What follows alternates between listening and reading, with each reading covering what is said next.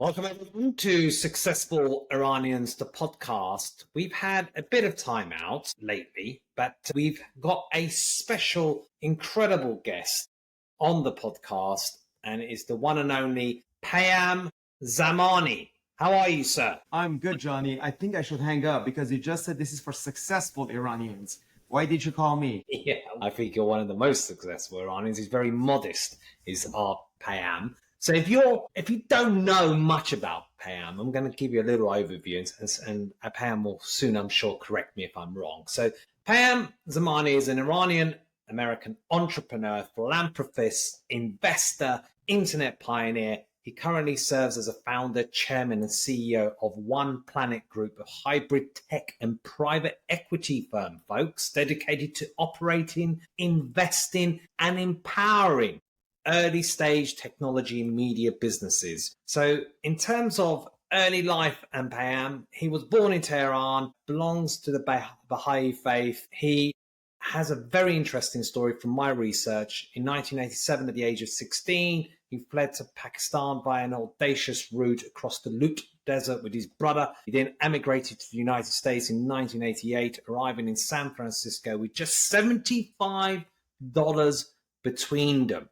He's also had recognition in terms of UC Davis Award of Distinction 2018, Best CEO for Diversity 2020. He's also an author, Crossing the Desert, The Power of Embracing Life's Difficult Journeys. But he's not just that, he's also a family man, married to Goya Zamani, who he met at a ethics conference. Together, they have two wonderful daughters and are active proponents of combining business with social good.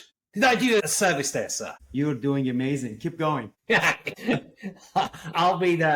a promoter called Eddie Hearn. He does a lot of the boxing called Matchrooms. Be a promoter, Payam. But it was fascinating reading that. So was that correct in terms of the backdrop of your story, from going to Tehran to Pakistan and then the United States? Tell us more about that. Yes, I've lived in a lot of different places in Iran, but some of those who have lived in Iran, there's a street called they changed the name, but when I lived in Iran, back in the Shah's regime, it was called the Eisenhower Boulevard.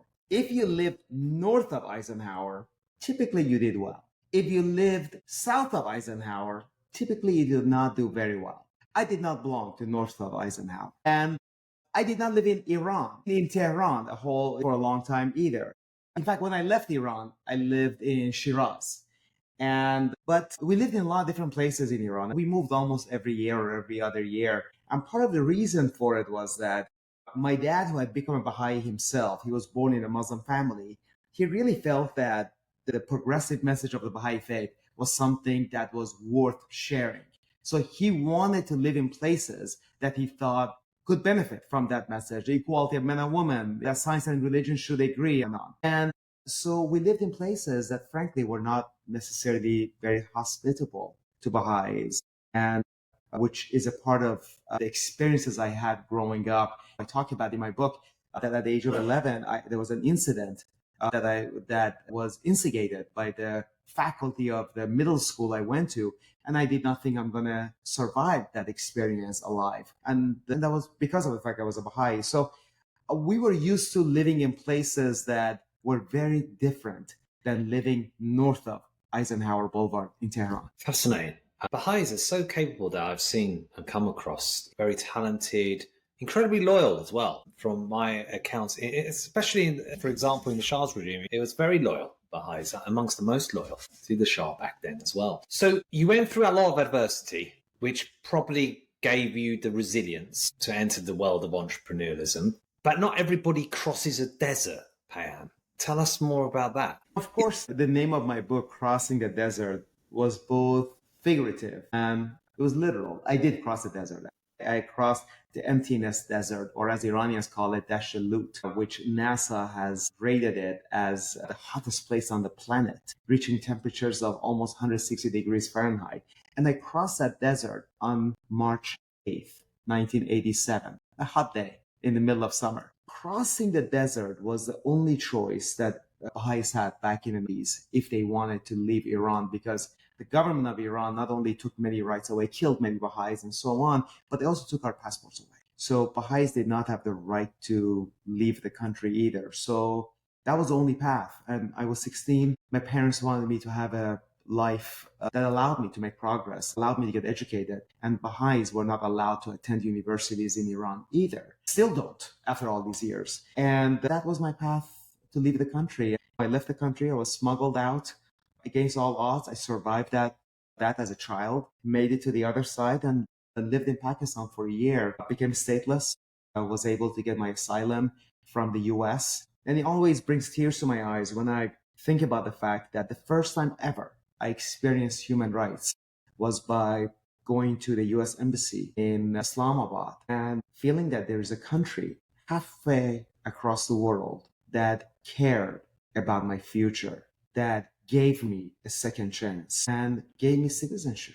I always talk, that's one of the reasons I wrote the book, because I feel like the United States represents hope to the world. And that is something that I think us as Americans often take for granted. We don't appreciate that as almost a spiritual destiny for this country, something truly special, that we are the hope to the world. Let's face it, even if today I am a child in Gaza, American bombs are dropping on me. But do I think Saudi Arabia is going to save me? Do I think China or Russia will save me? If there is a hope, that hope is in the US. Because guess what? At the end of the day, the US does give citizenship to Palestinians. Saudi Arabia doesn't. Qatar doesn't. Dubai doesn't. Russia doesn't. China doesn't. So this country does represent hope, despite all the challenges that we have. And I experienced that firsthand. Yeah. By the way, not taking away from you British people. You British people are represent a lot of hope too. Yeah, we're a skeptical bunch as well, to be fair, the Brits. Everybody knows about the American dream, and yes, there is no coincidence that the American dream and the biggest companies in the world tend to come from the United States. And there are so many success stories of people that have emigrated and gone to the United States and made such a success of themselves. But to arrive in a new country, and I take it, did you speak good English at the time, or? I wish I did. I did not. I did not take those English classes very seriously before I got here. So I remember vividly, I was walking with my cousin during my first month in the US, and he passed by someone that he knew. He said something. I'm like, what did you say? His name was Shahram. So what did you say? He said, I don't know what you're talking about. I said, okay, next time I say it immediately. He said it to someone again. I said, what did you say? I said, how you doing? What I had learned was, how are you doing? That's what I had learned with Persian accent, not how you doing. So there was a lot for me to learn. I would watch Johnny Carson with him at night and he would laugh. It took me years to understand Johnny Carson's sarcasm. But yeah, no, I did not speak English. So look, it's so hard, right? New culture, new language, $75 between you both. How did you manage? How did you do it in those early days? I remember when I arrived in the US, I arrived at San Francisco airport.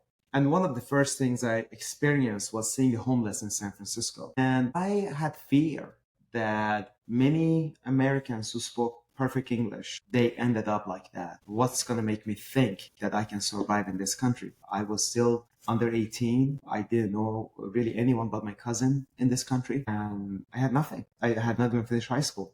And so I was afraid. I was really afraid.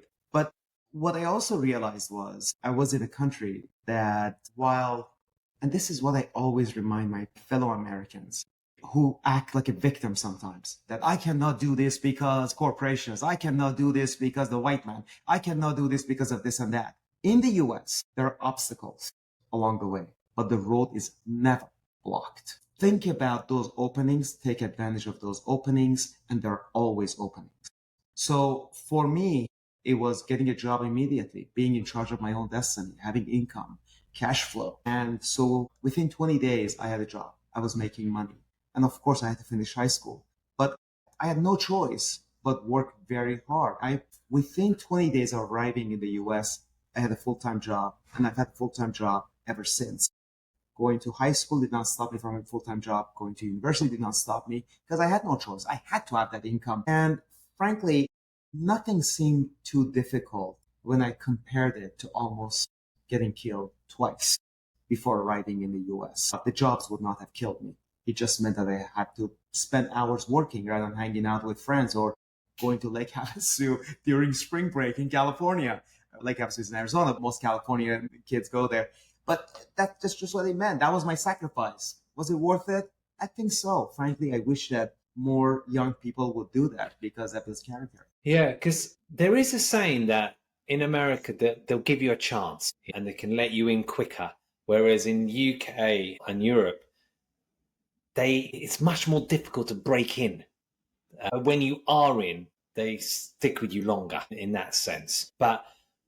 And that's why when you look at Iranians as well, who are so resourceful, got such great adaptability and survival instincts, and that's because of history and everything that's happened throughout the times, they have been, I would say, more successful in the United States than, say, in the United Kingdom and Europe. Yes, there are examples like eBay, etc., and others, but just generally speaking, when I've seen on this podcast and everyone I've seen, why do you think that is? Is that because the United States has just a different environment for individuals, and it's a new country and everybody emigrated there and it created this special kind of mix? Yeah, I've talked about this quite a bit. There's an ecosystem and there's a culture. So I used to be on the board of a company in Lausanne, Switzerland.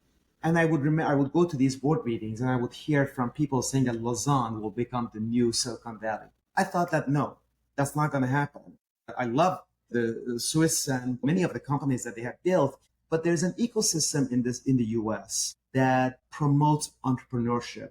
And that starts with contract law. That starts with the way that people embrace failure, that failure is okay, that if you fail, they say, oh, okay, now you have more experience. Whereas in Europe, often in Iran, certainly not the case. If you have failed, it affects your honor, it affects who you are in society. And the fact that people invest in startups, being comfortable with the fact that 90% will go out of business. I know that in Iran, if you give someone $10,000 to start a business, you wait and see when your 10,000 grows. It probably won't. And in the US, people are fundamentally okay with that.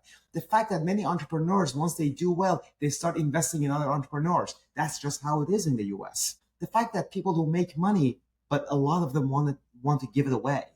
It is also a fundamental characteristic of the US entrepreneurship. So I just think that there is something to be said about the culture. And of course, part of the ecosystem, you've got the VCs, private equity, and so on, that they're designed to support startups. So I think that ecosystem, now on top of that, you add the culture, you add the history, you add the fact that you get people from all over the globe who want to be entrepreneurs and they come here. It's very hard to repeat that elsewhere. Now, I think pandemic partly changed that because I think the concept of Silicon Valley changed, that it was no longer a location, but it was a way of doing things. It became a way of doing things. It became an idea. But still, that idea flourishes much better in the US than elsewhere because of that ecosystem. Yeah, and their attitude to risk. Yes. Whereas I think generally UK and Europe are more risk averse. So, for example, UK does pretty well with startups, not so good with scale-ups. So it's quite interesting that. And you talk about getting your first job and you came from a backdrop where everything was so hard, so difficult, and that inner resilience is built in, which are one of the key qualities of an entrepreneur, a successful one. What was your first big break into entrepreneurialism? I feel like I was at the right place at the right time. And I had the right partner, my brother, and the right ecosystem. I was in the right country. So my brother and I, in 1994, we both graduated, even though my brother is 6 years older than me. We came to the US at the same time. So we both graduated from university at the same time. And we co-founded a company called AutoWeb.com, the first online car buying service. We frankly never thought that would become a big business. We had a passion. I was 23 and I loved cars, and a website about cars seemed something that would be a lot of fun. So we started that business, but we just, again, happened to be at the right place, right time, right idea. And we were willing to work hard. We had nothing. We had no money. We had credit cards with not a very high limit. But we started that business and we bootstrapped it for a long time. And then you fast forward to 5 years later, March 23rd, 1999, there we are in Manhattan. And we took that company public for $1 billion too. And so there is no question that can only happen in the US. No ifs and buts about it. It could not have happened elsewhere because that ecosystem existed in the US. Now, did we do that? I want to be very careful, and I'm always careful about this, that did we do that on our own? No. A lot of people have come before us to build a foundation to make that kind of a thing possible. And I also want to be honest about the fact that this country, in many ways, was built in an unjust manner. We know what happened to African Americans and so on. So we need to be cognizant of that too. And we want to make sure we are not complacent about both the ills of a society and the problems of a society, but also the great things that also that society, that country, that system can offer. And also the same system that allowed us to do what we did also had a lot of flaws. Flaws of capitalism are well known. I talk about this in my book. The flaws of greed and excessive materialism are also very known. And we experience that too. So you can have highs and lows. But the bottom line is that you want to be careful about that, because also in the US, it's very easy to gain high from that, from material success and just chasing that at any cost. And many do. And that could also leave you very empty. So we did have success. We did have success, not at the level that it looked like on that day, March 23rd, 1999, but we still managed to do something that was very meaningful for a 27-year-old and 33-year-old being my brother. Yeah, I remember, I think he was the CEO of Lehman Brothers during the subprime mortgage crisis. And I think there's a video of him saying, greed is good. And I think he got later. Yeah. Wall Street. Yeah. And we had the equivalent, different character called Fred Goodwin at Royal Bank of Scotland, which at one point was the biggest bank in the world, took over ABN AMRO. And he had a nickname called Fred the Shred. And basically, wherever he went, he used to fire people. So there is allegedly a story of him at a place where someone's serving him some biscuits, gets him the wrong biscuits. And he tells one of the managers or whatever it was, who was that person? And they told him, and then he said, fire, get rid of her. Anyhow, he got outed. There was a lot of hate to banks. The banks were seen as the devil, as the nasty people. There was all this indulgence that you'd see traders and bankers going to clubs with lots of champagne and fireworks and leaving tips of 50 grand or stuff like that, really flaunt it and everything else. And it left a bad taste in a lot of people's mouths with the banks, especially because they were rescued. And then when small business or entrepreneurs wanted to be rescued in crises, they were not there for a lot of individuals. It was like, for example, COVID, it had to be government that got these banks to lend because they weren't going to do it. So I know you believe in capitalism, spiritual capitalism, that you're an advocate of that, and capitalism for good. So we had a well-known business figure, I don't know if you've come across him, but a guy who was on this podcast called Hadi Partovi, and he was an investor in Airbnb, Uber, etc. I know his brother Ali better. Yes. Yeah. And they have a social philanthropy thing that they do in terms of code and giving access to computer science, etc. And I asked him a question. Are you a better investor or an entrepreneur? And he said, although I like entrepreneurial things, I have to be honest, I'm a better investor. And I'm going to ask you the same question because I know you're an investor and you're an entrepreneur. Which do you enjoy more? What do you think you're better at? Entrepreneurship, 100%. I love building. I love building a culture. I love building a team. I love just taking something from nothing to something. I love turnarounds. Something that's not doing very well, fixing it. So yeah, there's a lot to be said about that. I think my next book is going to be The Art of Fixing Broken Companies. And because I love that, because you find a foundation in business that others work hard to build it. It's not doing exactly what it should. It's not doing well, but fixing that.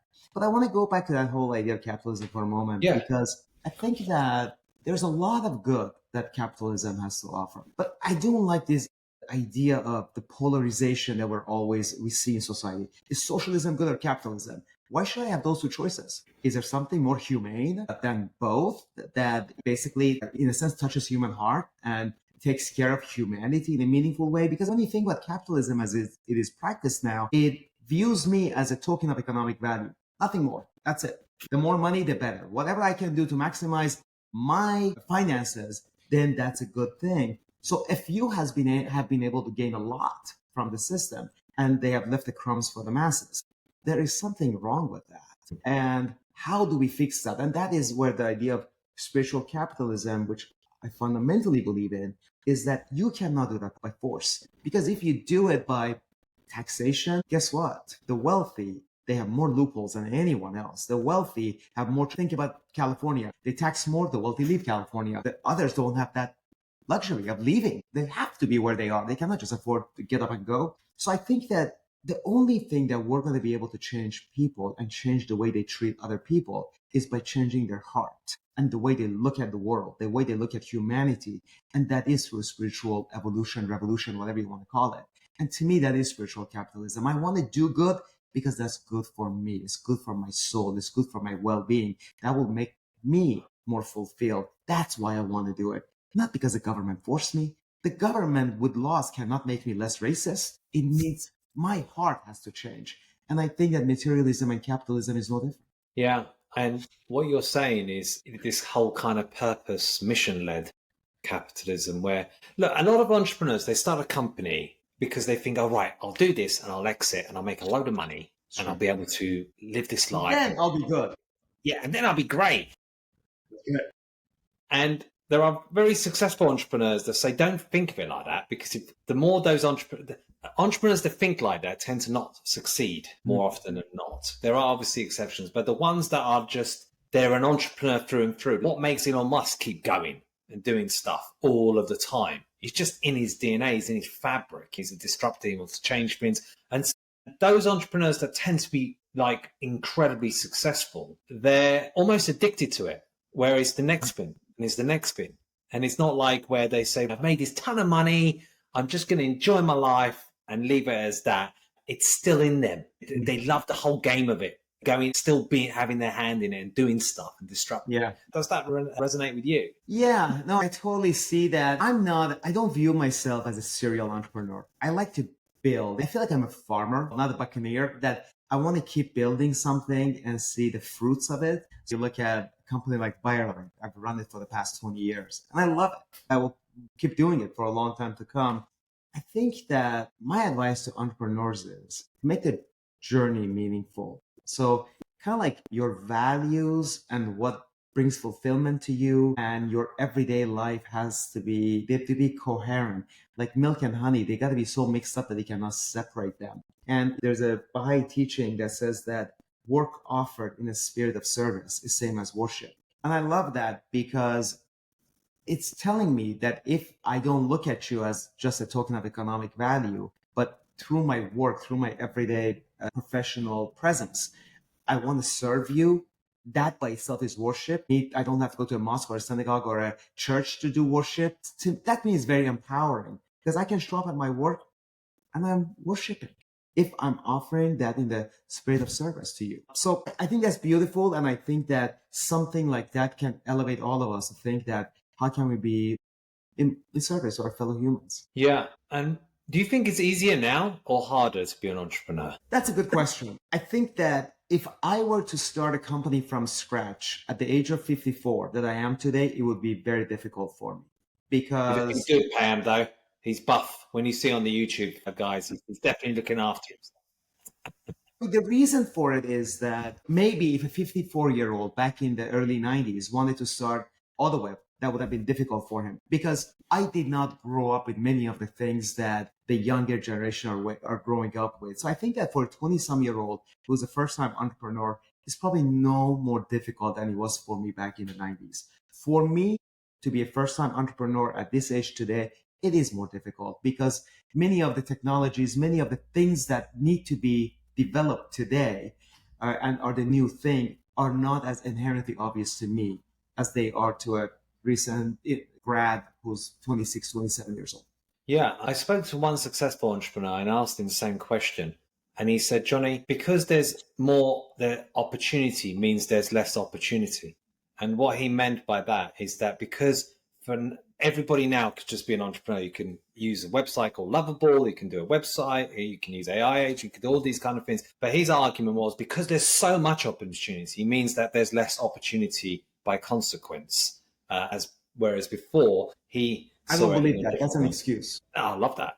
Different perspectives. And as we're coming towards more the end of the podcast, What is the dream? That's a good question. I want to live a coherent life. To me, the spiritual values that are frankly timeless. They've come, we don't have to be religious. We know a lot of us aren't, and that's okay.